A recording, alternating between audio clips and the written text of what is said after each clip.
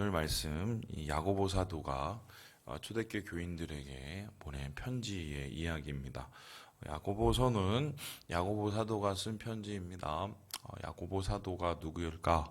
일단 12사도 중에 야고보란 분이 두 분이 계시는데 한 분은 돌아가셨고요. 또 한 분은 또 멀리 선교를 가셨기 때문에 아마 두 분은 아닐 게 분명합니다. 그렇다면은 유력한 후보군은 이 예루살렘 교회의 수장 역할을 했던 이 야고보 사도인데요. 이 야고보 사도는 예수님의 동생으로 알려져 있는 그 사람이 아닐까. 이게 제 전통적인 생각이고, 이제 또 다른 또 입장은 그러한 야고보 사도의 정신을 이어받은 계승한 사람이 아닐까. 이렇게 얘기를 하고 있습니다. 어쨌든 우리는 전통적인 방식에 의해서 이분이 예루살렘 교회를 이게 관장하고 또 함께 했던 이 야고보 사도라고 가정을 해본다면 이 편지는 이제 누구한테 보낸 편지냐면요.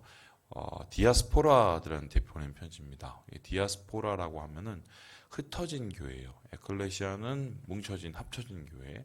그리고 이게 디아스포라는 흩어진 교회인데 이 예루살렘 교회가 박해를 받았어요. 박해를 받은 후에 이 박해를 피해서 전국과 이 세계 로마 전역으로 이제 퍼지게 되는데요. 이때 퍼지면서 이제 생겨난 교회들이 우후죽순 드러나게 되죠. 그 대표적인 교회가 이제 여러분 잘 아시는 시리아의 안디옥 교회입니다. 근데 이제 이분들과 이 야고보 사도가 이제 오고 가며 뭔가 안부를 전하고 분명한 이 연락이 있었던 것 같아요. 그러면 이분들이 이제 교회를 하면서 어려운 점을 호소를 하고 또한 이런 점에 대해서 또 문의를 하고 막 그랬겠죠. 그런 얘기들을 다 끌어모아서 이들에게 가장 중요한 핵심적인 이야기를 글로 쓴 겁니다. 그래서 이 글을 써서 보냈을 때 이 글은 아마 적자는 많은 이 교인들이 들었을 거고요. 이 교인들이 이것을 들었을 때의 상황은 어떤 상황이냐면 이미 교회가 세워진 지 좀 지나고 나서 그러니까 한마디로 어느 정도 신앙도 세워지고 교회가 세워진 그 시기 그러니까 교회가 이제 세워지자마자 유지는 되는데 뭔가 생기를 잃어가는 그 시기에 있는 교회들에게 아마 이 야고보가 이 편지를 쓴 것이 아닐까 이렇게 이제 추측이 됩니다. 그렇다면은 야고보는 그들에게 도대체 무슨 편지의 내용을 썼을까 했을 때 이 말씀을 읽어보면은 중요한 몇 가지의 단어들이 있는데 이 처음 단어가 시험과 유혹이란 단어입니다. 시험이라는 것, 유혹이라는 것. 유혹은 무엇입니까? 우리의 탐심과 욕심을 자극하는 사단의 행위를 뜻하지요. 그런데 유혹은 말 그대로 유혹될 만한 것을 가지고 우리의 마음을 어지럽힙니다. 그러니까 쉽게 설명하면 이겁니다. 돈을 좋아하니까 돈 가지고 마음을 흔들지요. 그런 것처럼 이 유혹이 있는데 이 유혹은 하나님으로부터 오는 것이 아니라 바로 우리의 마음속에 이 본능, 망가진 본능을 자극하는 것이다. 그래서 이것은 이겨내야 된다. 이런 얘기가 나오고요. 그리고 핍박과 시험은 이것은 우리가 이겨낼 때 이것을 통해서 분명히 연단되고 하나님의 이 의로운 열매를 건다. 이런 얘기들이 나옵니다. 그리고 이 야고보서의 가장 중요한 다음 핵심 주제를 다루는데 그것이 이제 오늘 우리가 함께 읽을 말씀이죠. 우리 함께 17절의 말씀을 같이 한번 읽어보겠습니다. 17절 말씀입니다. 시작. 이와 같이 행함이 없는 믿음. 믿음은 그 자체가 죽은 것이라. 한마디로 믿음과 행함의 행위의 관계에 대한 이야기를 이 야고보가 이 편지에서 주의 깊게 다루고 있습니다. 여러분 그렇습니다. 한번 생각을 해보세요. 여러분도 처음부터 예수 믿는 사람은 아니었죠. 우리가 모태신앙이라고 하는 사람들조차도 처음부터 예수님이 우리를 위해서 죽으시고 십자가에 못 박히시고 또 하나님이 살아계시고 뭐 이런 거를 지식적으로 알기는 하지만 그것이 우리의 심장 가운데 꽂히고 우리의 삶 가운데 그것이 느껴지는 인격적인 만남은 처음부터 이루어지지는 않습니다. 어느 분명한 계기와 순간이 있죠. 내가 처음 예수님을 인격적으로 만났던 그 순간, 그리고 내가 교회에 와서 처음으로 기쁨 가운데 이 공동체에 참여했던 그 순간이 있어요. 근데 이 순간, 처음의 순간은 항상 어떻습니까? 뜨겁지요, 기쁘지요, 행복하지요. 그리고 뭔가 아무런 요구와 아무런 이에 대한 뭐 어떤 필요를 얘기하지 않아도 다 알아서 합니다. 처음이기 때문에 처음의 마음은 항상 뜨거울 수밖에 없기 때문이죠. 그런데 중요한 것은 인간이 한결같지가 않다는 거죠. 시간이 지나고 나면 어떻게 됩니까? 처음에 마음이 식습니다. 처음에 마음이 식을 때 대표적으로 나타나는 현상이 뭐냐면 처음에 열심히 식습니다. 처음에 행위가 식습니다. 대표적인 경우가 에베소 교회 아니겠습니까? 예수님께서 계시록에 이 교회들에게 편지를 하면서 제일 먼저 에베소 교회에 대한 이야기를 언급하실 때 뭐라고 말씀하십니까? 너의 그 지금 이단을 이기고 교회를 지키려는 그 열심을 아는데 네가 잃어버린 게 하나 있다. 뭐예요? 처음 사랑을 잃어버렸다고 얘기를 하죠. 그 처음 사랑을 예수님은 뭐라고 얘기하느냐?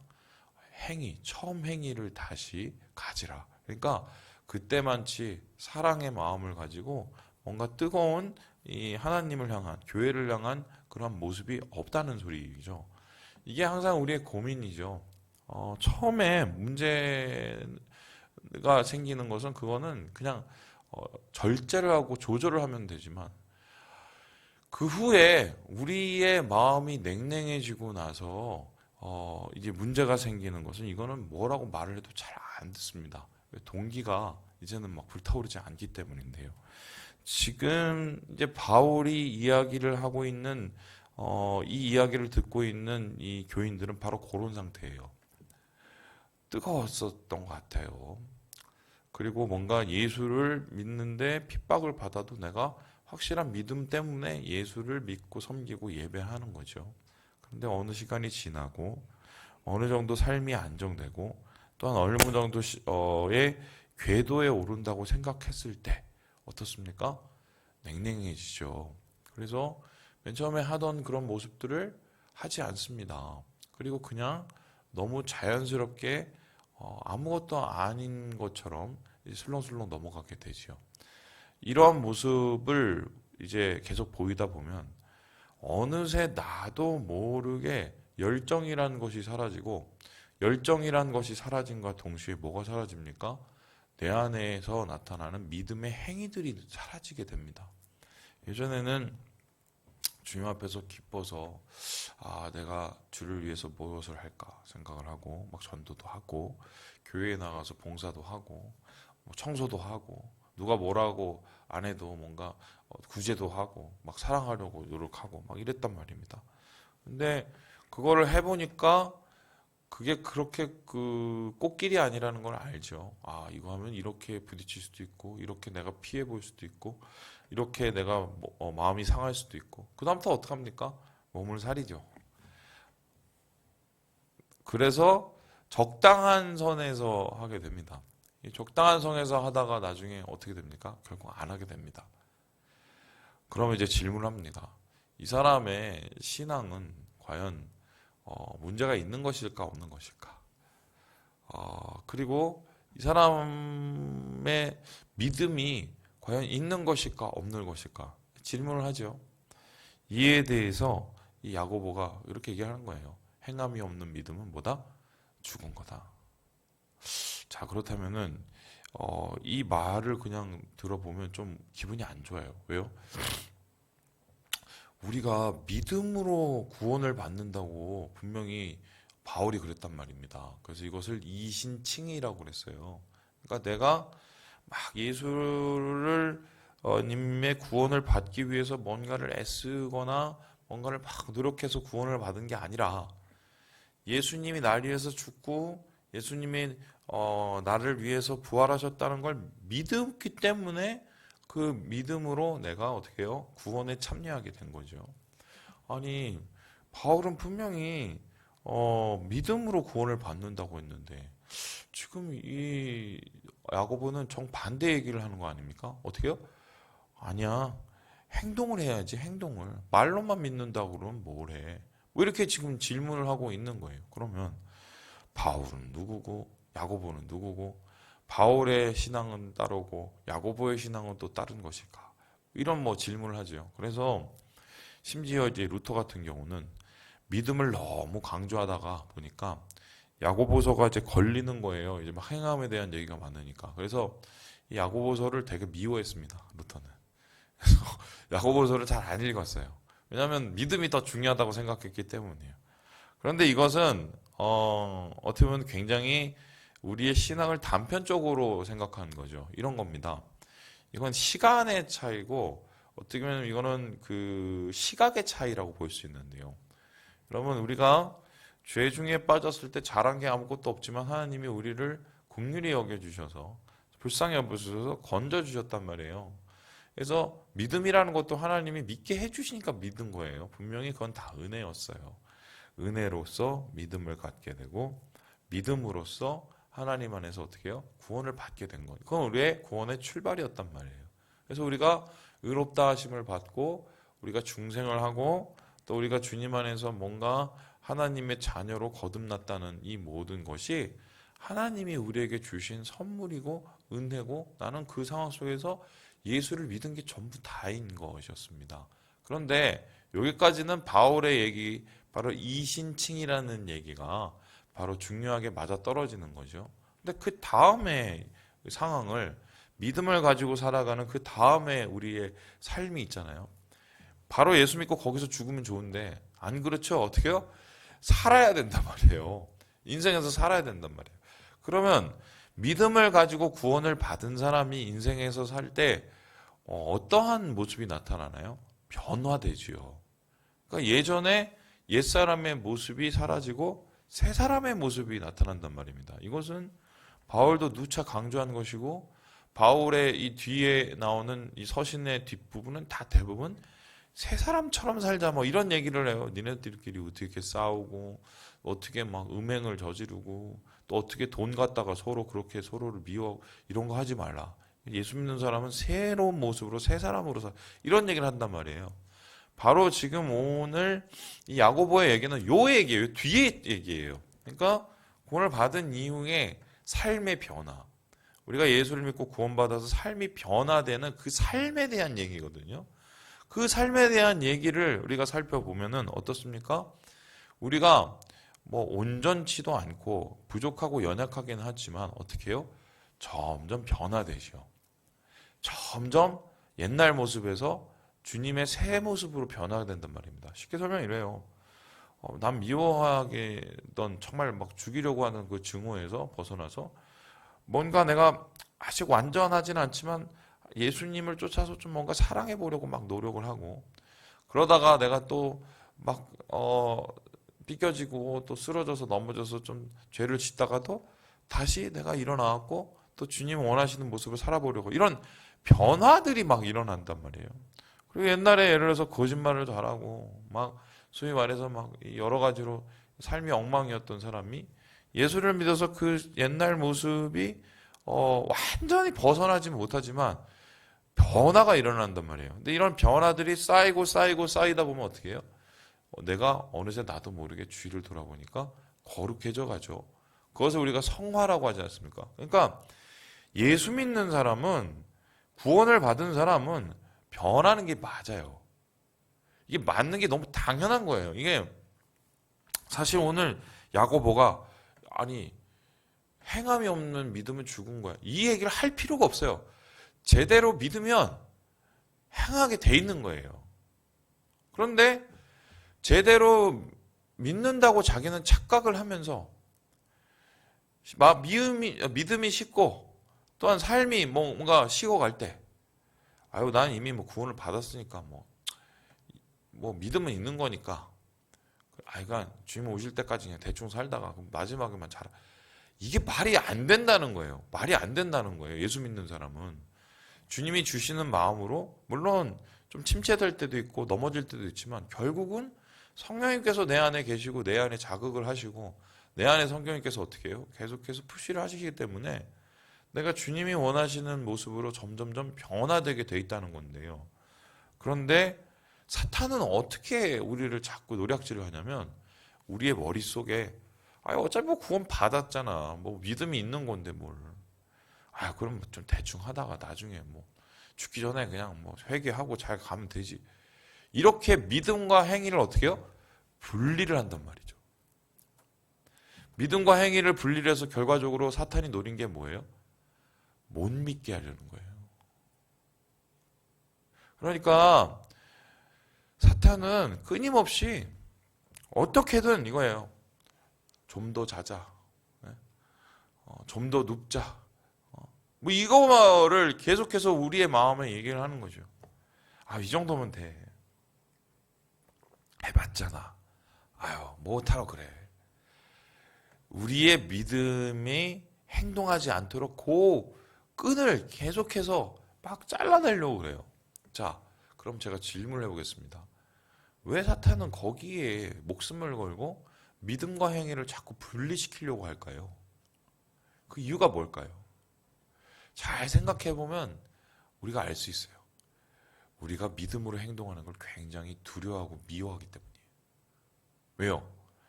예수를 믿음으로 우리의 삶 속에서 변화가 일어나고 그것을 가지고 행위하게 되면 어떻게 해요? 나뿐만 아니라 누가 변해요? 주위가 변하죠. 왜요? 믿음의 행위의 대표적인 열매가 뭡니까? 사랑이에요. 여러분 성령의 열매 가장 중요한 게 뭐예요? 사랑이죠. 그럼 사랑은 뭡니까? 관계예요. 그러니까 하나님하고 관계에서 사랑을 우리가 받고 사랑을 드리죠. 그 모습을 따라서 어떻게 해요? 주위에 있는 사람을 사랑하고 또한 사랑을 또 우리가 나누죠. 그러면 내가 믿음의 이 열매를 가지고 사랑을 하게 되면 어떻게 해요? 당연히 주위 사람들이 영향을 받죠. 그럼 주위 사람들이 어떻게 해요? 알게 모르게 어떻게 그 영향력 안에 들어와서 예수를 알고 예수의 구원을 또 누리게 되죠. 그러면 사탄의 세계와 사탄의 영역이 그만큼 줄어들고 복잡해지는 거예요.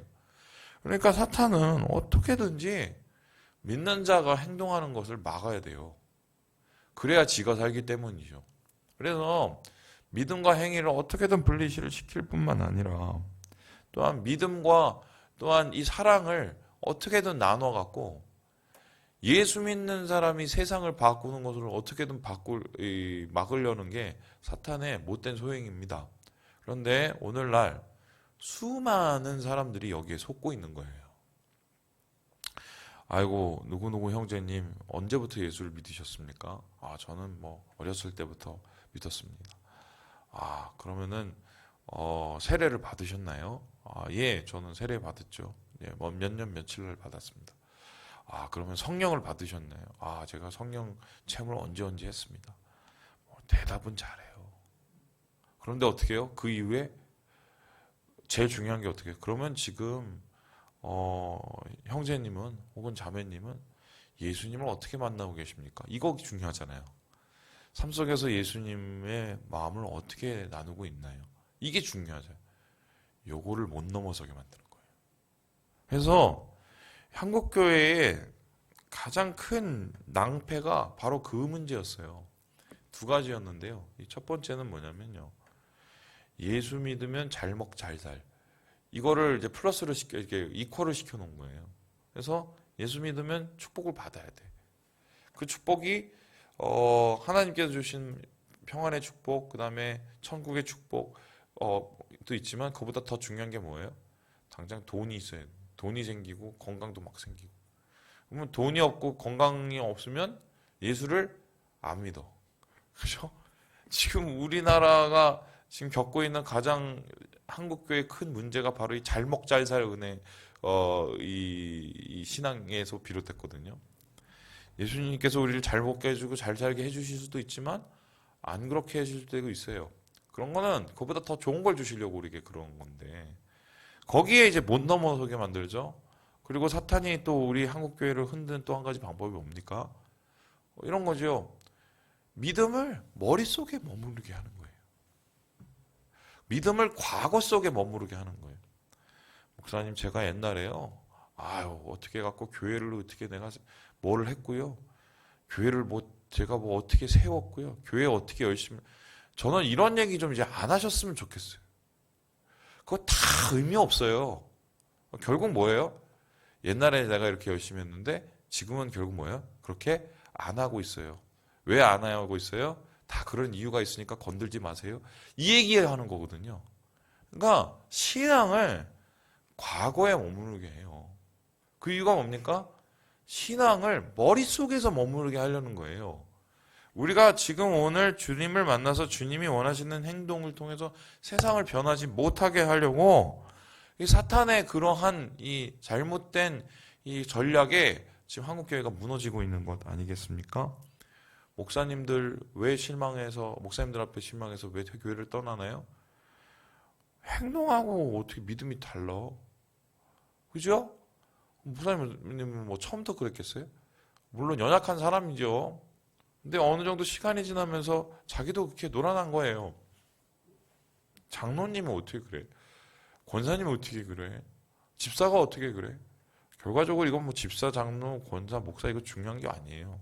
결론 뭐예요? 오늘 내가 주님을 어떻게 만나고 있는가? 오늘 내가 성령의 인도하심을 어떻게 누리고 있는가? 이 얘기거든요, 결국. 그래서요, 오늘 이 야고보는 이 행함이 있는 진정한 믿음에 대해서 다음과 같이 이야기를 한 겁니다. 우리 함께 우리 22절의 말씀을 읽고 마무리해 보도록 하겠습니다. 22절입니다. 시작.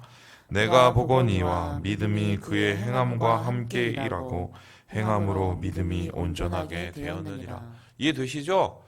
믿음이 행함과 함께 일하고, 믿음이 있으면 행함이 있다. 그리고 어떻게 해요? 행함을 하면서 또 믿음이 또 세워진다. 이게 상호간에 이게 긴밀한 이 생물학적인 이 연결을 가지고 있어서 이거는 뭐 뗄래야 뗄 수가 없다. 이 얘기를 하는 거죠. 그러니까 곧 야고보의 말이 바울의 말이고요. 바울의 말이 곧 야고보의 말이었던 거예요. 말씀을 마칩니다. 우리 교회가 이제 올해 들어서 이 어려운 통에 뭐 이것저것 하자고 막 제가 우리 교우들을 참 드수시고 참 죄송합니다. 근데 전 그거예요. 어려울 때일수록 우리가 막 주저앉고 싶을 때일수록 우리가 더 사랑에 열중해야 돼요. 자칫 잘못하면은 과거에 머무는 신앙, 머릿속에 머무는 신앙으로 끝날 수 있기 때문입니다. 사랑하는 형제 자매 여러분, 믿는 사람은 행동합니다. 행동함으로 믿음이 자라납니다. 주님 안에서 이러한 행동하는 신앙인으로서 우리가 주님이 주시는 은혜를 거듭나시고 또 하나님께서 주시는 영광을 함께 누리시는 오늘 하루 되시길 주님의 이름으로 축원합니다.